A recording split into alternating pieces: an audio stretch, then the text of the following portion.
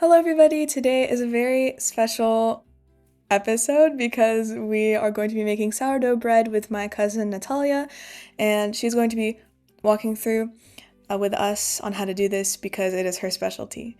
So, this is Natalia. Tell Hey us what you're guys, doing. so right now I'm starting with the starter that I made the night prior.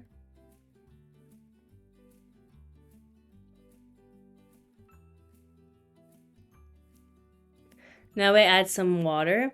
Now the amount of water you add is in relation to the amount of flour you have. So I'm using like 76% hydration, and the more water you have, the higher rise you'll get in the bread and the tastier it will be. It's just harder to work with. And do we have to use a specific type of water, or can we just use normal tap water? I wouldn't recommend tap. I think a purified water or spring water is best. I use purified. Let me add some salt, mix it around. The salt's gonna change the texture of it. From what to what? Well, first we just combine the starter and the water, and it kind of blended together. And when you add the salt, it starts to get a little like stringy texture. Okay. And now that we're adding flour, you can tell them about the importance of what type of flour you have. So when I was, experimenting and trying to figure out the best way, I was using bread flour from the store, but I realized that the protein percentage wasn't the highest. So when I switched over to a flour that had higher percentage of protein, I found better results. The best flour is from Utah, so I'd recommend getting some from there. This is 14% of protein. So, how was your process in discovering like the right routine for you? Because like I feel people can usually get very overwhelmed because there's a lot of information on the internet, and maybe if you describe like the your environment and your circumstances in your kitchen, maybe someone with a similar um, setup will be able to relate, and maybe this will work for them. So when I started from like scratch to make my own starter. That took a while and I was discouraged many times, but I kept going and I really just went on YouTube and I looked at the different ways that other people do it and I kind of combined and like picked things that worked best for me. It's many trials and error. So I made multiple breads that didn't work, and from there I had to like adjust my recipe or the amount of things I add, and it just yeah, a lot of trial and error. That makes sense. Well, I'm glad you did it for us. And then is there like a specific way that you are folding in the bread right now? So right now we're doing something that's called stretching and folding. We do this 4 times, and after each time we wait 30 minutes. So we'll stretch and fold for like a minute, then we'll wait 30 minutes, and we'll do this for 4 times. And I use water on the side to help the dough not stick as much.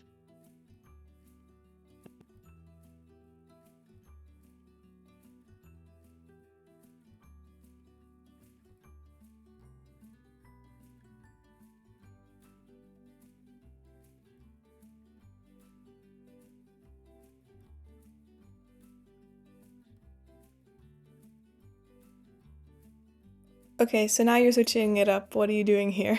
So this is also another method for stretching and folding, just in a different way. Um, I like to do this towards the end, so at the third or fourth round. So, what's like the purpose of stretching and folding? What are we doing? The purpose of it is to build gluten. You want to build the structure so the bread holds together. And by the fourth time, you could tell like it's stretching a lot, see? It's And becoming more smooth. got it. Is there like a specific way to tell that it's ready, that you are done stretching and folding? Yes, there's something called the window test. I might do it soon, but what it is you're trying to see like a window pane if it's see-through, and if it is see-through and doesn't tear, that means that the gluten has been developed and you're ready to proof it.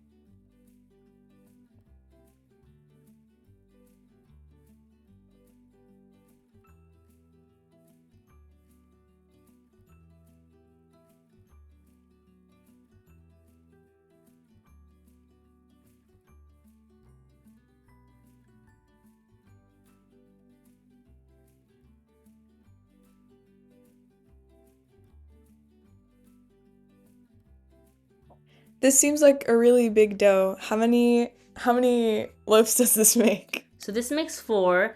It's better to make a lot at one time because it does take 2 days to make this. So I'd recommend starting with maybe 2 loaves for your first time. So I'd cut this recipe in half if you want to try it out.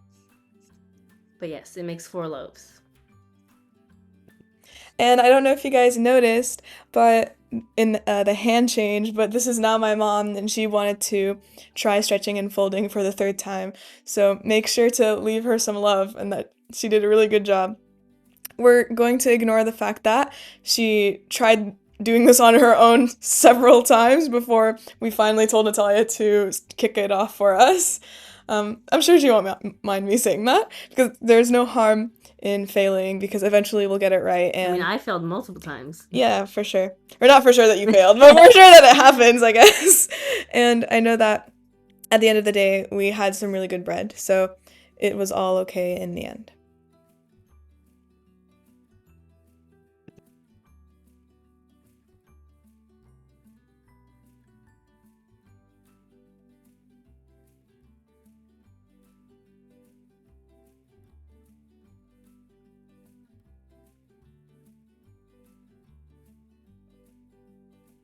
Okay, so we're finally on the fourth round of the stretch and fold.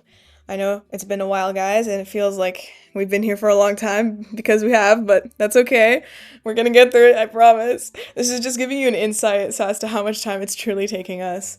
And, feel free to skip to the parts where you need to be at, but like if you want to do this in real time, then be our guest.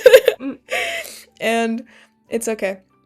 But yeah, as you can see, the dough is much more developed, and as we were talking about earlier, this is Natalia doing the window test to see if the gluten has developed, right? Yes. So is it? So right now, you can see how it's translucent and you can see through it. It's ready.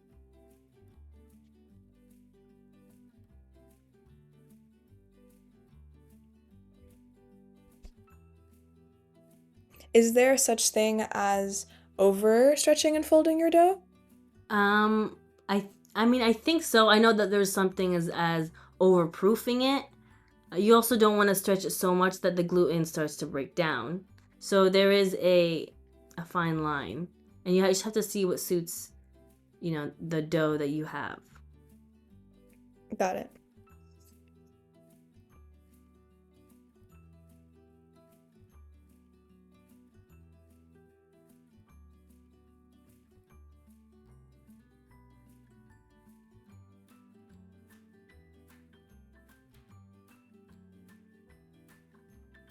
Okay, and now that we finally finished our last stretch and fold, what is the next step? So now you see it rose, it doubled in size. So after that fourth one, we let it sit for 4 to 6 hours or even 8, depending on the temperature of your household.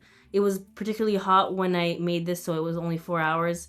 So it doubled in size, and then I poured it out on the counter, and now I'm splitting it in half and then into 4 loaves.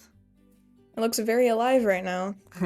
It's very sticky, but you get the confidence after you've worked with it for a while. So is this like a specific method you're using to ball them each up? So yeah, this is called pushing and pulling. This helps shapes the dough. This is like a pre-shape. We'll do this pre-shape for all of them, and we'll let them rest on the counter for 30 minutes so we could do our final shaping. And do you think this is probably easier with a tool because it sticks to your hands? It is. I used to use my hands, but I found that using this bench scraper, it's a lot easier. I think like it's actually really funny that how jiggly these look. You could truly tell that it's like comprised of mostly water. And it's the air. There's lots of air. Yeah, it's very nice. I could eat it like this if I wanted to. And do you ever add anything to your bread, like chocolate or olives or things like that? Yeah, you can add additions to your bread. The best time would be either during the big proof, when it was rising for 46 hours, or what I do is after waiting 30 minutes from this first shaping, you spread the dough out And you can add your inclusions. You can add olives, you can add chocolate chips, really anything you want. Um, What's your yeah. favorite type of bread? I love adding Kalamata olives. That's my favorite. I What was want your that. favorite? Yeah, the The olives, olives? yeah. Yeah. Okay, there's a clear winner here, I suppose. And then we're just covering them with towels? Yes, it's resting for 30 minutes. Got it. And can you explain what's going on right now?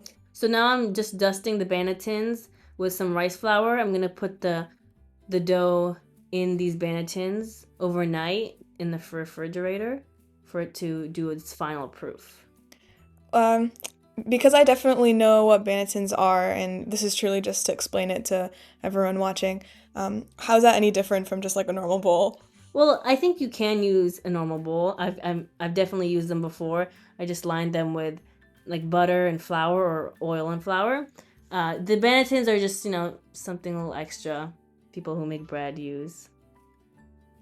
That's fair. I like to feel cute sometimes too.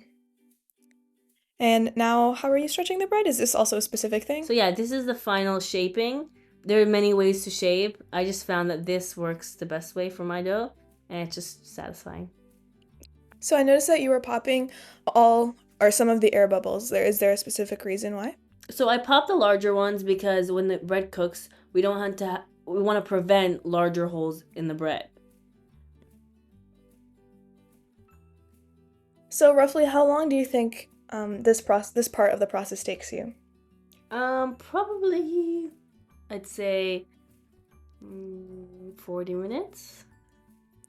Is what like which part is the most tedious you would say, or the one that you dread the most, I guess? Probably this part only because I have. It's usually later at night. I mean, you could decide when you want to make bread. I usually make it in the early morning and then I let it rise throughout the day. So at night, I'd have to do this, and sometimes you just want to go to bed. Yeah, that's definitely fair. And also, you're putting flour on the top. Why? Just so that when I flip it over, it doesn't stick to the counter. I feel like you're adding quite a bit of flour. I think yeah, Have you have I you overdid ever? it. No, not even. Just like have you had a really bad experience where it's stuck everywhere? Are you traumatized by Well, that? not really, but it's a pain kind of cleaning up afterwards.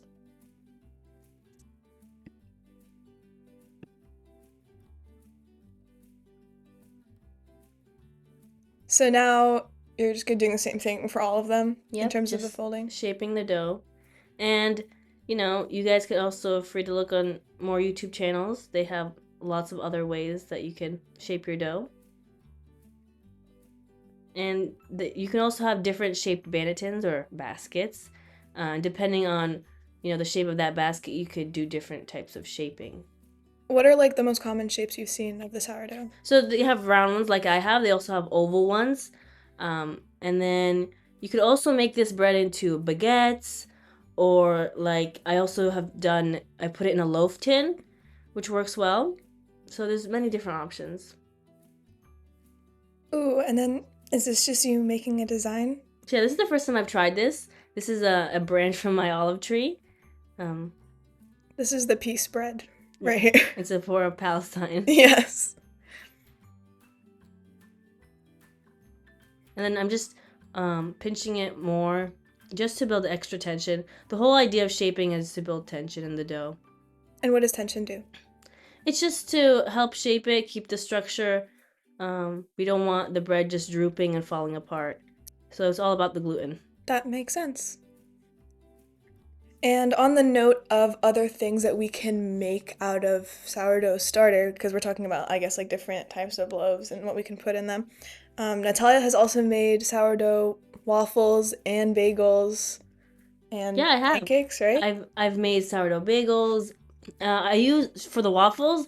Sometimes if you have sourdough discard, that's like the yeast that you don't feed.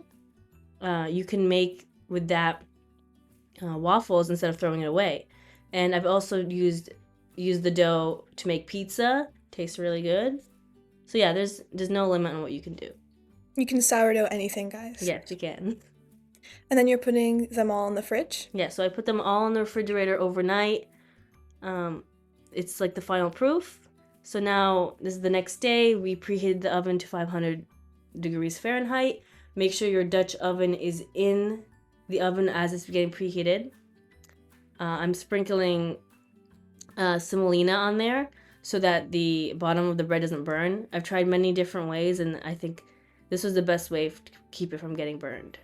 And we have to use a Dutch oven for these. Why? Or what does that specifically do? So the Dutch oven is because we need to create steam. So many ovens in professional bakeries have steam ovens, but our oven does not have that function. So we use Dutch ovens so that it can create steam and let the bread rise.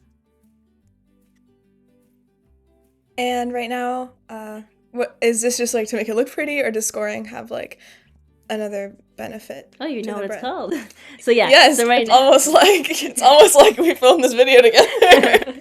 So yeah, the other wheat designs, those are just designs, but the big cut in the middle would be scoring. So it's important to score the dough because you want the bread to rise upwards in the oven, and if you don't score it, then it will, grow to the sides, and you want it to have an even bake. Got it. And I noticed just now that we said to keep it in the oven for 30 minutes with the lid on. Yes, 30 minutes with the lid on, and then after that 30 minutes, they'll remove the lid for around 10 to 15 minutes. It depends on, your oven and the bread. What's usually your favorite design to make when you do that? I actually prefer the first design I made. I also like the one that's coming up right now. And sometimes I like to add smiley faces. This part seems, I think, the most satisfying. It is, yeah. I could tell how it's kind of nerve-wracking though, because I guess like this is what your bread's gonna look like in the end. Yeah. And maybe Natalia doesn't want you guys to know this, but I might have seen a failed attempt at her trying to draw out Jack Skellington for a Halloween bake. So I think if we get like 100 million thousand likes and subscribers from this video, then we'll release the photo.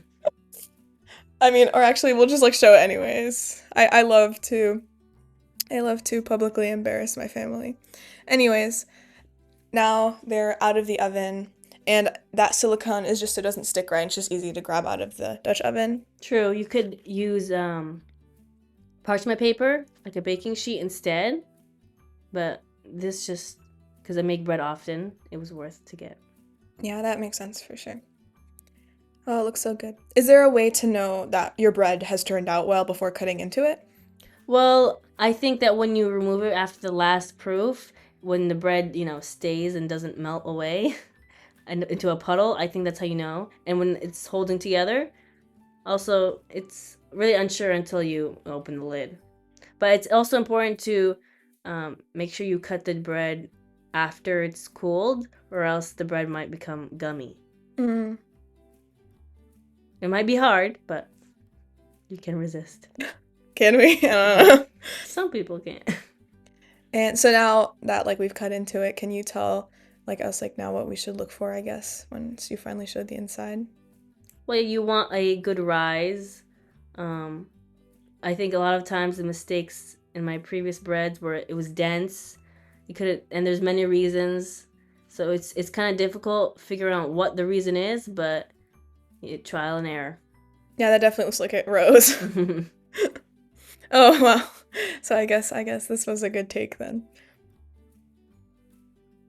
I actually like this thing the most out of everything we've shown. The bread knife? Yes. It seems very convenient. It is satisfying. I have cut myself multiple times on it though. It's okay, you're like my brother. It's very sharp.